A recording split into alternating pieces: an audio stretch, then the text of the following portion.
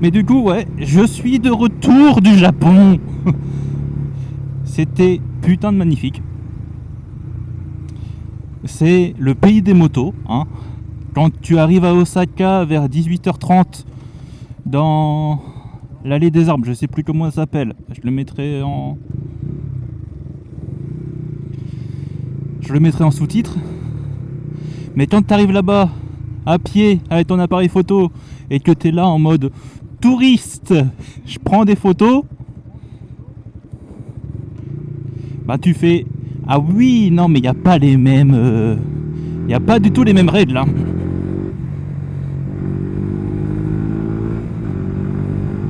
Les mêmes règles, les mêmes normes. Ce que j'ai vu au Japon, ça passe jamais en France en fait. Ça passe jamais.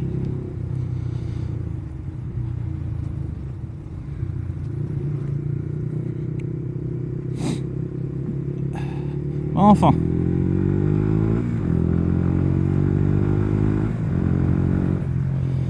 Ça passe jamais en France.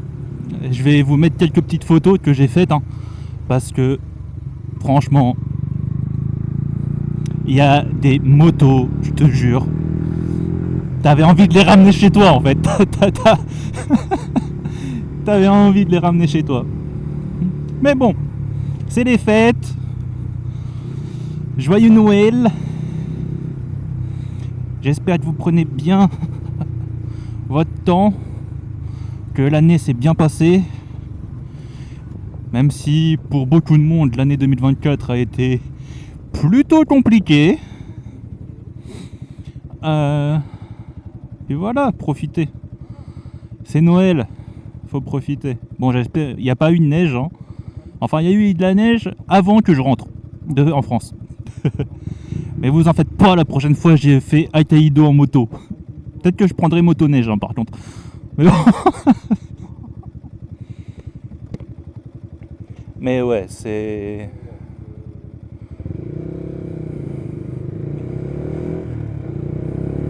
Elle m'avait moqué.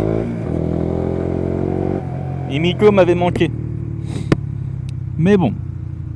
Parce que bien sûr, j'ai pas pu faire de moto au Japon car je suis tombé malade en arrivant. Donc du coup, la réservation moto... En fait, vu comment je me sentais, si je prenais la moto, je me plantais en fait, hein, littéralement. Donc j'ai préféré annuler la réservation.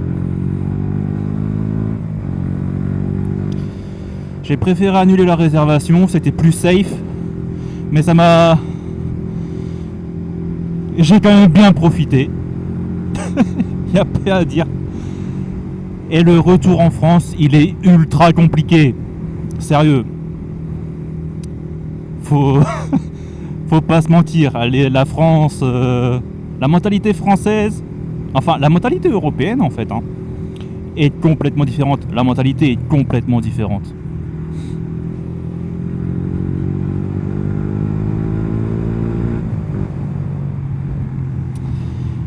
Mais bon.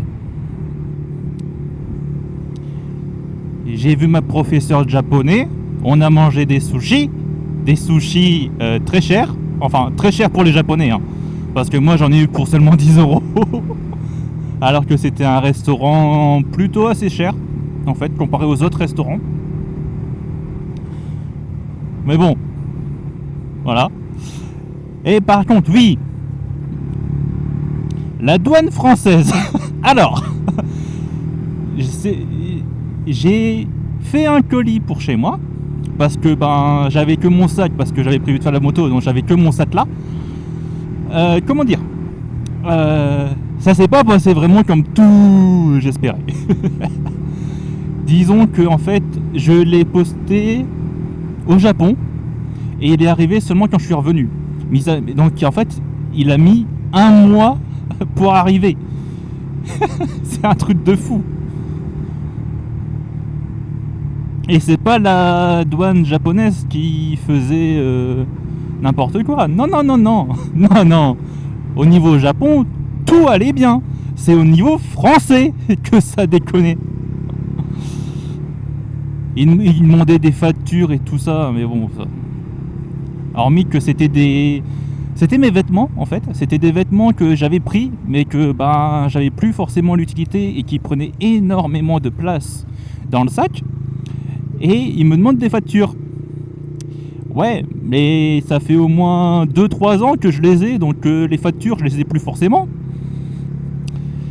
Enfin ça a été un gros bordel, j'ai quand même réussi à trouver les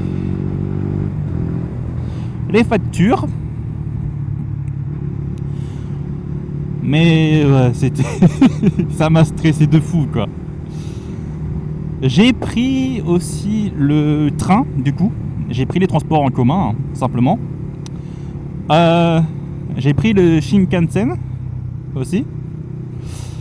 Alors c'est rapide quand t'es pas obligé de changer de gare tout le temps. Et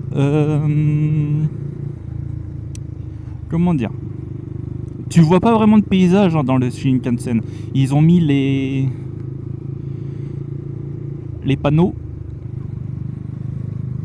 Donc t'es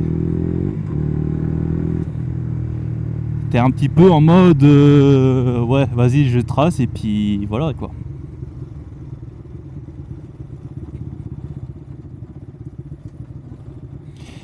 Et du coup, on va faire de l'essence parce que la petite, elle a faim. La petite, elle a faim.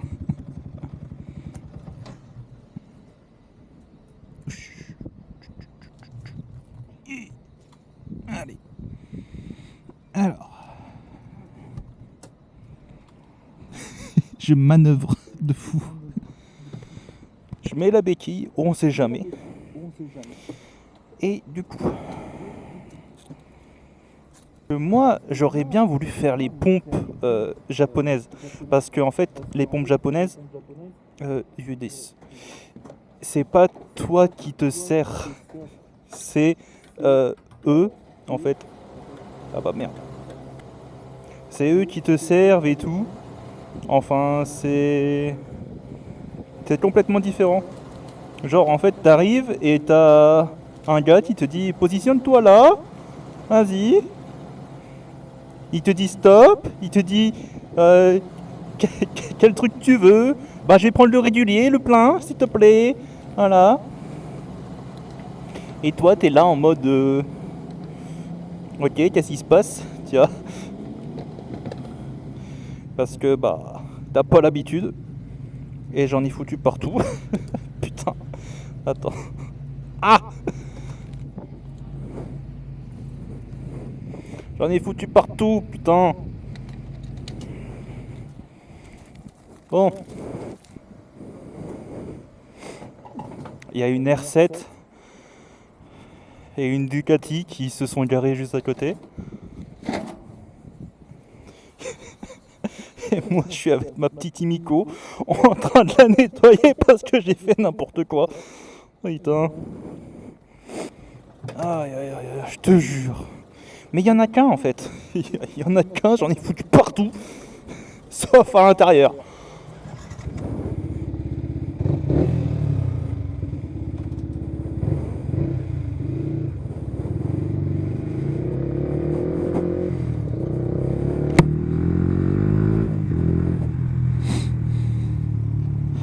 Mais bon, la prochaine fois, direction Hokkaido, et puis on prendra les vraies pompes japonaises. Parce que voilà. Mais bon, j'ai vu le Mont Fuji, j'ai vu des motos, j'ai vu des voitures de. C'est simple, en voiture tu vois jamais de R34. Là, en genre une semaine, j'en ai vu 4. J'ai fait bon, écoute, hein. Il y en avait à vendre. Mais bon, quand j'ai vu le prix, j'ai fait ouais, non, pas là, pas tout de suite.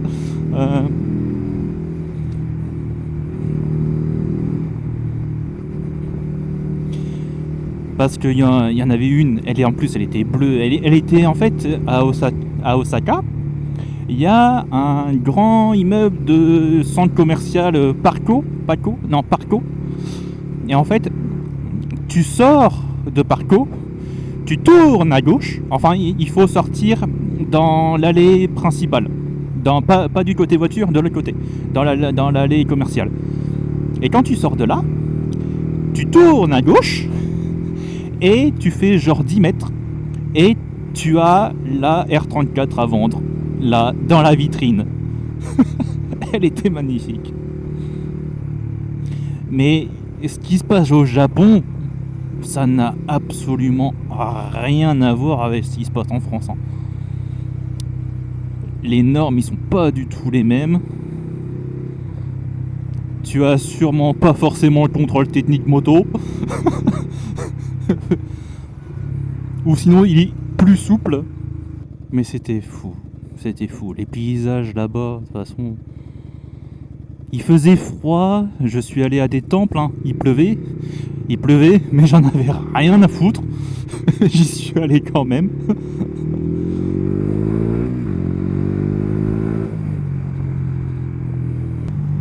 Putain, j'ai de la buée alors que j'ai mis le pink lock. Je comprends pas. Mais ouais. Je veux retourner au Japon là actuellement en fait. Parce que merde quoi. Le Japon. Mais en vrai, là c'est un gros projet. Je vais sûrement avoir besoin de vous peut-être, j'en sais rien. C'est encore à l'étude. Mais pas louer la moto. Emmener la moto là-bas. Et c'est là où c'est marrant. Ah merde, c'est vrai, c'est 70.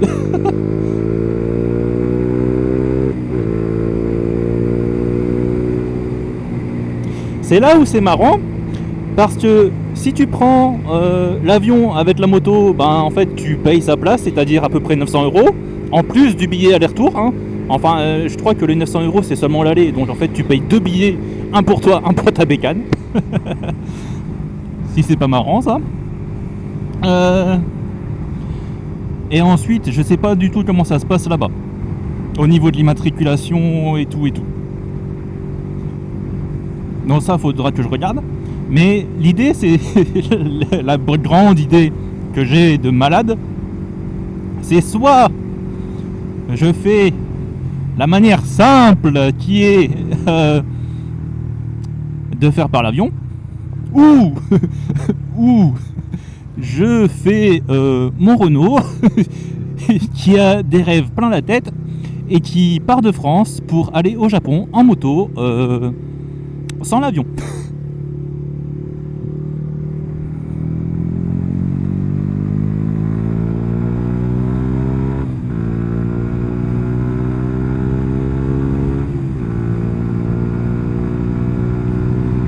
C'est une autre idée aussi, faut se l'avouer, c'est une autre idée.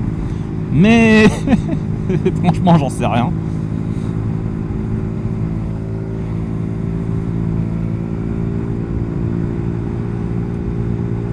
Parce que c'est du coup un gros voyage, ça sera pas fait en un mois. Quoi. Ça sera pas fait en un mois.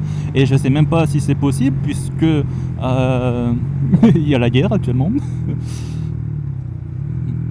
Donc on verra.